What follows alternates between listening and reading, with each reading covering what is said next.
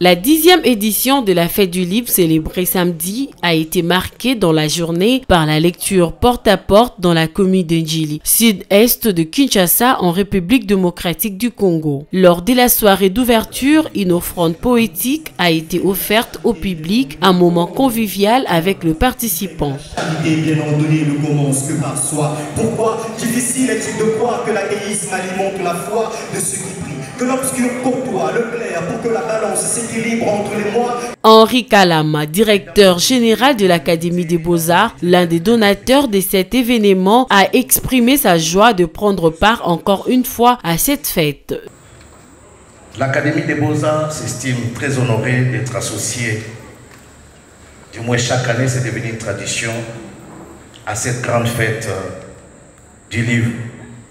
Ainsi, c'est un honneur pour notre institution qui forme les artistes et plasticiens et graphistes, parmi lesquels on découvre de plus en plus des talents en écriture. De l'autre côté, les amoureux de la lecture répondus présents à cet événement incontournable de la littérature en RDC se sont exprimés. J'ai participé à l'événement parce que je suis une amatrice des livres, des belles lettres, je veux dire.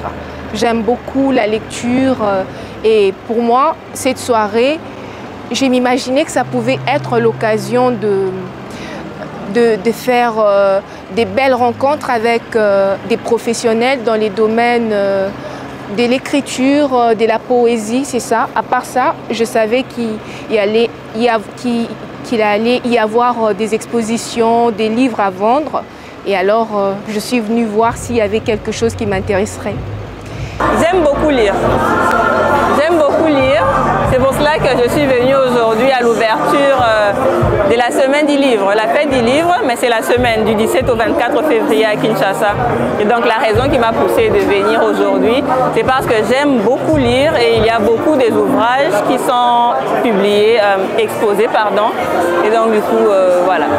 Plusieurs maisons d'édition ont exposé des livres lors de cette fête. C'est notamment la maison d'édition Kivunyota basée à Goma. Lecture, spectacle, atelier, librairie éphémère pour tous les publics sont au programme à l'Institut français de Kinshasa dans les écoles et les lieux partenaires de la 10e édition de la fête du livre de Kinshasa. Il s'y est de noter que ce lundi, quelques activités ont eu lieu tout au long de la journée, notamment à l'école Lisanga avec Kouam Tawa, au lycée français René Descartes avec Fan Atiki et Yannick Laens, à l'école Sainte-Christine avec Armel Modéré et Yann Kumbozi, au lycée Prince des Lièges s'est tenu une biblioforum avec Chancel Kampalang et Nelly Tchela Moutaï, y compris une conférence avec Yannick Laens. Au complexe scolaire Rehoboth s'est tenue une activité appelée Tekelanga Boyebi organisée par Marc Kant avec Bibiche Kantama et bien d'autres. Organisé par Marc Kant avec Bibiche Tankama et bien d'autres.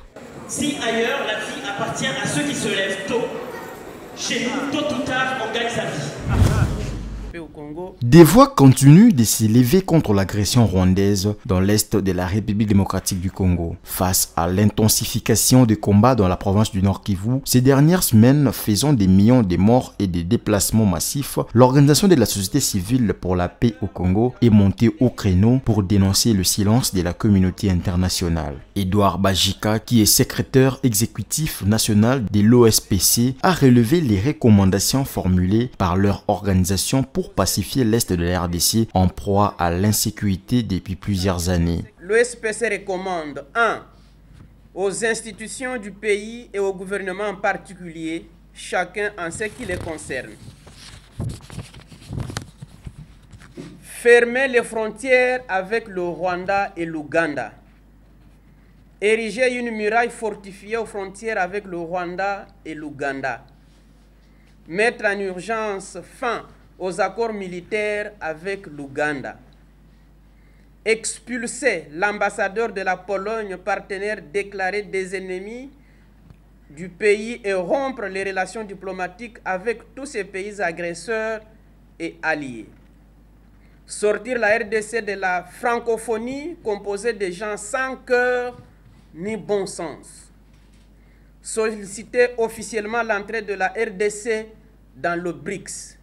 Au grand mot des grands remèdes, dit-on, l'Organisation de la société civile pour la paix au Congo a annoncé préparer les actions de grande envergure sur l'ensemble du territoire national. Edouard Bajika Mutombo a annoncé que plusieurs organisations de la société civile, les mouvements citoyens et d'autres couches sociales se tiennent prêts pour participer aux différentes actions qui sont prévues pour faire pression sur la communauté internationale et ramener la paix dans l'est de la RDC. Plusieurs églises, mouvement citoyen pro-démocratie, coordination estudiantine, structures de la société civile, syndicats, fonctionnaires de l'État, diaspora et des supporters des équipes de football ont accepté distinctement de se joindre à l'OSPC afin d'envahir les rues, ambassades ciblées et autres lieux publics. L'OSPC présente par ailleurs ses sincères félicitations au président de la République, chef de l'État, pour sa fermeté face aux sanguinaires de Kagame lors du mini-sommet d'Addis Abeba et son refus catégorique de négocier avec le M23. Et c'est cela la volonté du peuple. L'objectif de ces manifestations pacifiques est de faire en sorte que les recommandations énumérées si haut soient urgemment prises en compte. Par ailleurs, l'OSPC a félicité le FARDC, les Ouazalendo et tous les patriotes pour la défense des terres congolaises durant les combats face aux rebelles du M23 soutenus par le Rwanda.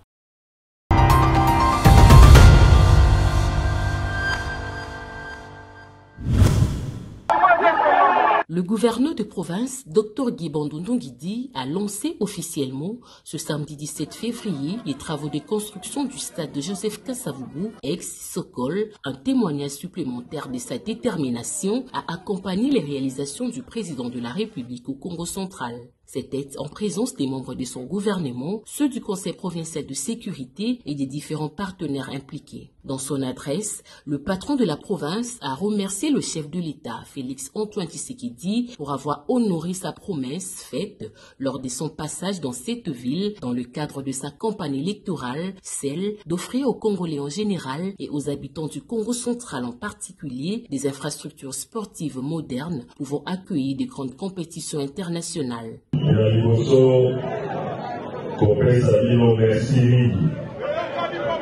Na Congo, il y a chef de l'État, son Excellence, Monsieur Félix Antoine Tshisekedi Tshilombo. Son Excellence a fait une mission, il a remercié Madame Nyonso de la Boma, na ndenge koparticipaki pour la réélection na ye atindingai lelo pour concrétiser promesse oyo apesaki que la travaux il y a stade na biso ya Joseph Kasavubu ya Boma et Kobandela. Le maire de Boma et les représentants de la Société Mongo Internationale ont de tour à tour salué l'implication du chef de l'exécutif dans la relance des activités culturelles et sportives dans la ville portière. Présents à cette cérémonie, les amoureux du foot ont apprécié ce geste. À noter que les travaux du stade de Joseph Kasavubu ex-Sokol, qui aura une capacité de 10 000 sièges, seront exécutés par la Société Mongo Internationale et le contrôle des travaux assuré par l'Agence congolaise des grands travaux. Le délai pour la fin des travaux était fixé à 18 mois. Des nouveaux affrontements opposent depuis ce mardi 20 février les forces armées de la République démocratique du Congo aux combattants du M23 appuyés par les forces rwandaises au village de Ndumba sur la route entre Sake et Minova dans le territoire de Massissi. Les FARDC tentent de reprendre les contrôles de l'agglomération de Sacha, actuellement sous les contrôles du M23. Ces affrontements font des milliers de déplacés, aggravant une situation humanitaire déjà très précaire. C'est dans cette optique que le gouvernement congolais et la communauté humanitaire ont conjointement lancé un appel à la mobilisation de 2,6 milliards $ pour financer les plans de réponse humanitaire de l'année 2024. Ces fonds sont destinés à fournir une assistance vitale et des services de protection à 8,7 millions de personnes dont la survie dépend largement de l'aide d'urgence. Cependant, cet objectif est loin de couvrir tous les besoins. Selon l'ONU, en 2024, près de 25,4 millions de personnes sont en situation d'insécurité alimentaire en RDC, tandis que la malnutrition aiguë touche 8,4 millions de personnes, principalement des enfants de moins de 5 ans, des femmes enceintes et des femmes allaitantes.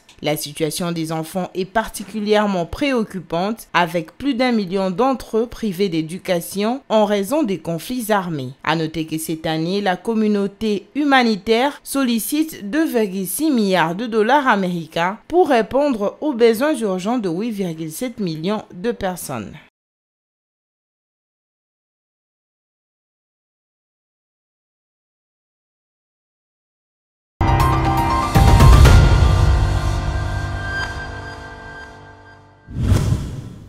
Pour mettre en œuvre les programmes locaux de développement de 145 territoires, le gouvernement congolais avait contracté 3 agences d'exécution, dont le Programme des Nations Unies pour le développement, le Bureau central de coordination et la cellule d'exécution des financements en faveur des États fragiles. Le PDL 145 a été initié pour réduire les inégalités entre les milieux urbains et ruraux et lutter contre la pauvreté. Les conclusions d'une évaluation à mi-parcours ont été présentées dans un atelier de restitution organisé par le PNUD. 9 provinces de la RDC sont concernées par cet exercice, notamment la Mongala, la Chouapa, le Kasaï, le Tanganyika, le Sankuru, la Chopo, le Bawele, Maniema et Sud Kivu. Le PNUD a à charge la construction de 764 infrastructures au Bambo.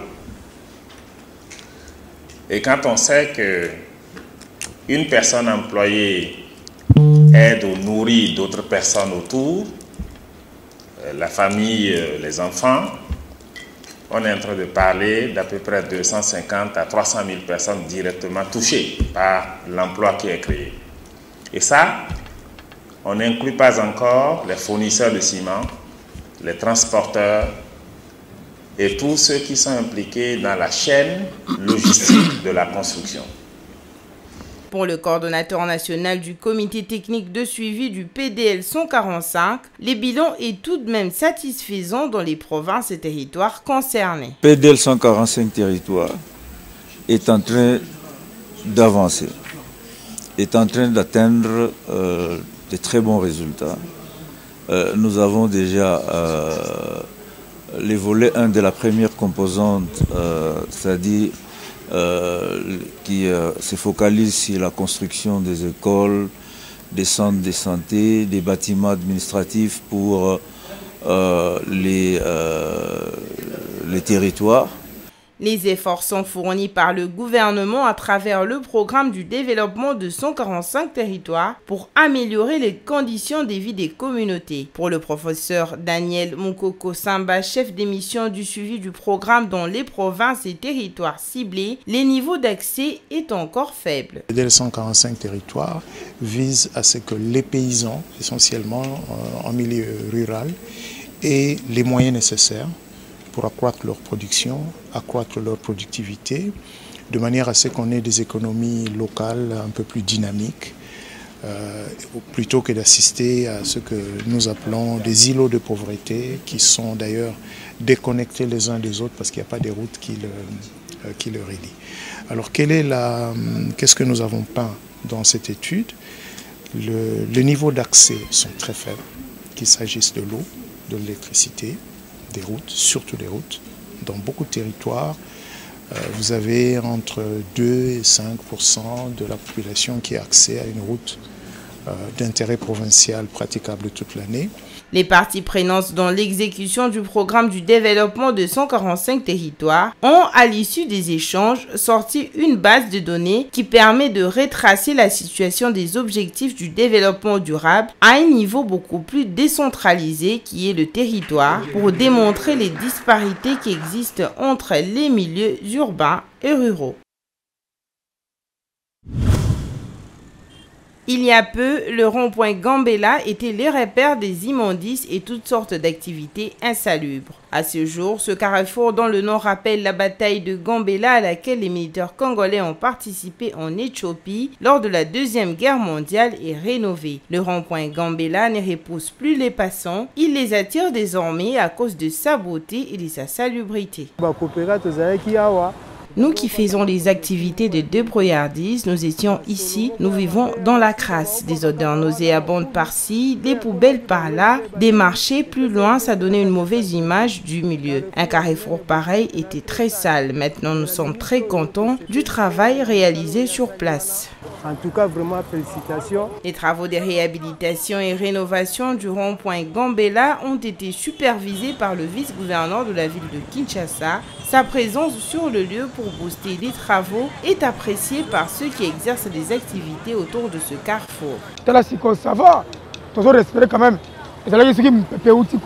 Avant, c'était impossible de supporter l'odeur qui s'est dégagée ici. Nous avions du mal à respirer. Maintenant, nous avons un bon oxygène que nous respirons. Merci au vice-gouverneur pour de telles initiatives. Nous voulons des dirigeants pareils. Les équipes de l'OVD commises aux travaux ont travaillé d'arrache-pied pour tout terminer dans un court délai. Tout a été mis en œuvre pour rendre le rond-point Gambela étincelant. Ce n'était pas facile, reconnaît le superviseur des travaux, mais l'objectif a été atteint. Les difficultés ne manquent jamais, il y en a eu quand même, mais bon, pas si grave. Surtout qu'on avait la bénédiction du vice-gouverneur, lui il aime le travail. Sa vie c'est le travail. Donc ça a été, disons, pas trop facile, mais bon, on n'a pas connu trop de difficultés vu qu'il était là. La durée, ça nous a pris, je dirais, 2 semaines. Pour maintenir ce lieu en état, Dadou Mosilanga propose à l'autorité urbaine d'engager une équipe de gens pour l'entretien du rond-point. Parce que s'il n'y a pas un bon encadrement, seulement nous les Congolais, nous allons détruire ça, car l'autorité ne viendra pas détruire ça. Nous les Congolais, nous devons changer nos mentalités face à ce qu'on fait pour nous. Les travaux de rénovation du rond-point Gambela s'inscrivent dans la même ligne que ceux du rond-point de Zuileri et de l'avenue Ngouma. Ces chantiers du gouvernement provincial de Kinshasa, une fois terminés, donneront une autre image de la capitale.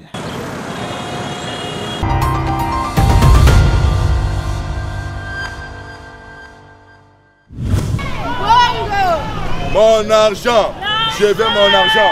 Les agents de la CENI étaient mardi dernier devant la Commission électorale nationale indépendante de la commune de Lagombe pour manifester leur colère et jugent non justifiée la ponction d'une partie de leur salaire. À l'issue de cette manifestation, ils ont sollicité l'implication des autorités compétentes pour qu'ils rentrent dans leurs droits.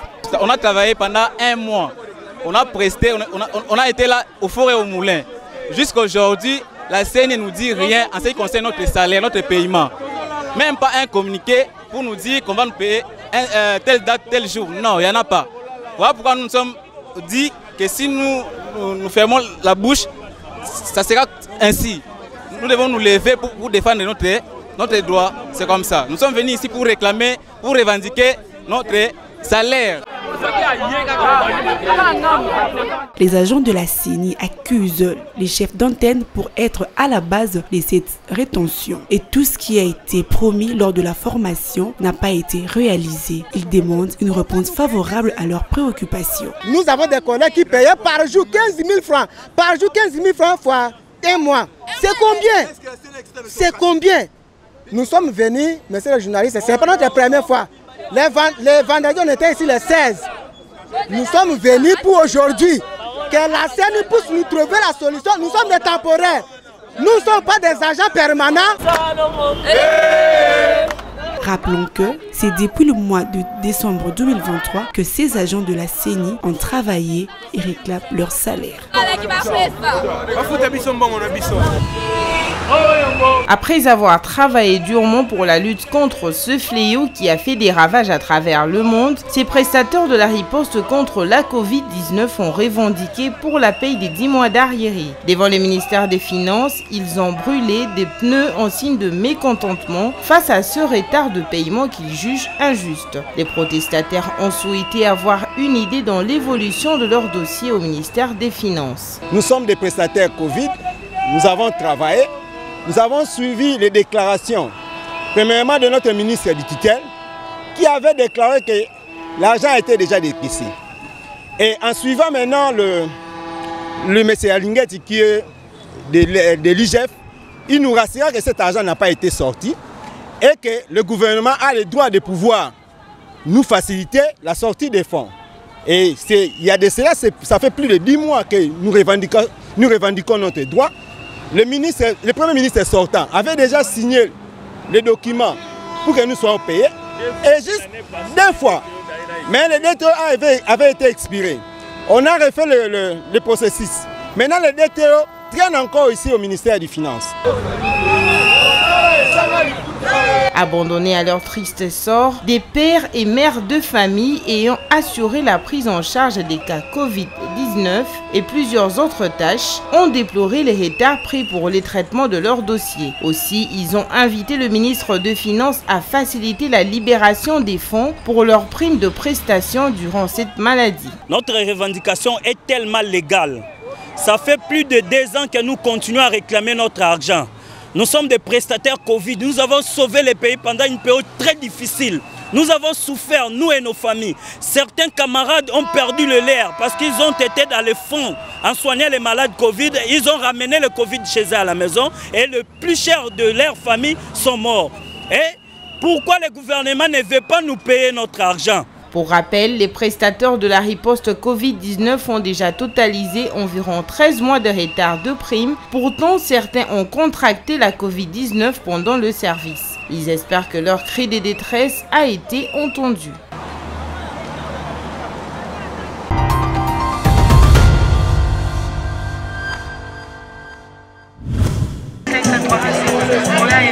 Le panier de la ménagère souffre ce dernier temps suite à la hausse de prix de produits de première nécessité et de produits rivriers en provenance du Congo central.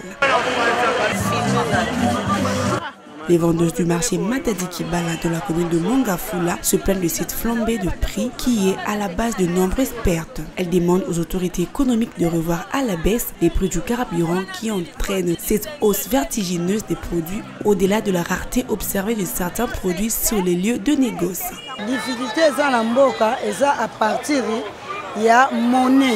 La première difficulté que nous rencontrons dans ce commerce,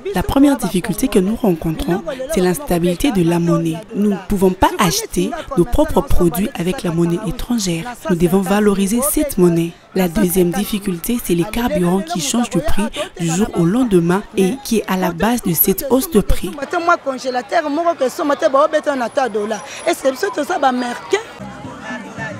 Pour certains, c'est l'état de délabrement de la route qui en est la cause. Les commerçants déboursent beaucoup d'argent et ne gagnent pas grand-chose pour leur survie et sont obligés de toucher à leurs capitaux. Nous ne gagnons pas grand-chose. Avant, on pouvait gagner plus, mais ce n'est plus le cas maintenant. Nous demandons aux autorités de revoir l'état de la route qui est l'une des principales causes dans cette situation. Signalons que cette hausse concerne légumes et épices tels que piments, poivrons, ciboulettes, oignons, tomates et autres qui sont produits au pays. La multiplicité de taxes au port de Kituku était au centre d'un échange entre le gouverneur de la province du Nord Kivu et les commerçants de la Braise. Parmi ces taxes, on note celle de l'environnement qui est passée après cet échange de 1000 francs congolais à 500 francs congolais. Une situation retracée par cette vendeuse de la Braise qui s'est dit fatiguée par les divers prélèvements des taxes. Moi, je suis vendeuse de braise et je détiens un document qui m'autorise, mais nous rencontrons d'autres services pour lesquels les autres payent des taxes que je ne paye pas grâce aux documents que j'ai. Pour la taxe qui coûte 1000 francs, je paye 200 francs grâce à l'autorisation que j'ai acquise, mais il y a beaucoup de taxes à payer, c'est pourquoi les gens ont réclamé. Après ces cris d'alarme, le gouverneur de la province du Nord Kivu, le général-major Peter Chirimwami, a effectué une descente pour trouver un compromis à ce problème qui touche ces coins de la ville de Goma. Il y avait des problèmes d'exagération des taxes qui ont fait l'objet de revendications et il fallait qu'on essaie de parler avec eux pour qu'on trouve un modus vivendi au lieu de continuer à se tirer des boulets inutilement. Pour toute question liée à la tracasserie administrative sur les autres produits vivriers et à l'insécurité dans le marché, les commerçants sont priés de constituer une délégation qui devra présenter toutes les doléances au gouverneur de province en vue de trouver des solutions idoines. Entre-temps, le calme a été observé dans le marché de Kituku. Tous les commerçants ont repris leurs activités sans problème.